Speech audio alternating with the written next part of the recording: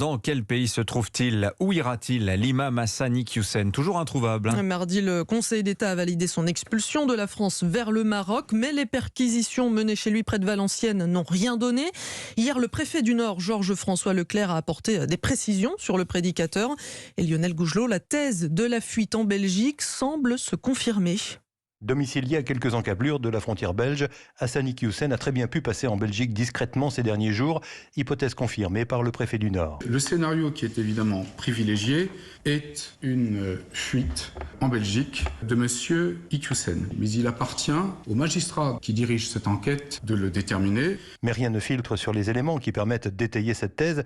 Si c'est le cas, les autorités comptent sur la coopération judiciaire internationale pour mettre la main sur l'imam en fuite. Ou bien il est dans un pays étranger, auquel cas la coopération judiciaire internationale se fera. Ou bien s'il est sur le territoire français et s'il est interpellé, il sera immédiatement placé en rétention administrative. Reste à savoir pourquoi le prédicateur a pu glisser entre les mains des autorités. Réponse du préfet: avant la confirmation de son expulsion, il n'y avait pas les moyens juridiques de mettre en place une surveillance policière rapprochée. Il y avait plusieurs endroits où il était susceptible d'être. En même temps, nous intervenions dans un cadre administratif dans lequel il est impossible, en dehors de cas de flagrance, d'exercer une surveillance permanente. Ce que je sais, c'est que dès lors qu'il s'est soustrait à un arrêté ministériel d'expulsion, M. Hussein est devenu un délinquant. Et de fait, pour s'être soustrait à une décision d'éloignement, Hassani Hussein encourt 3 ans de prison. Lille, Lionel Gougelot, Europe 1. Et hier soir, le ministre de l'Intérieur a confirmé sur France 5 que la fuite en Belgique était le scénario privilégié.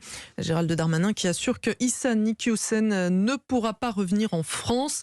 Dans le même temps, le Maroc a suspendu hier soir le laissez-passer consulaire qui permettait justement l'expulsion de l'imam.